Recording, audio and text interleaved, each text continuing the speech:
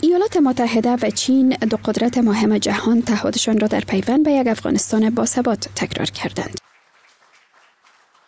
مسائل گوناگون به شمول صلح در افغانستان موضوعات مورد بحث میان رؤسای جمهور امریکا و چین را تشکیل میداد. رئیس جمهور شی و من برای کار در جهت یک آینده صلح‌آمیز در افغانستان تعهد سپردیم. تروریستان برای تمامی بشریت خطرند. دونالد ترامپ و شی جین پینگ روی مسائل تجارتی و کوریای شمالی نیز بحث کردند. ترامپ از چین خواسته است که برای حل مشکلات هسته‌ای کوریای شمالی کار بیشتر انجام دهد.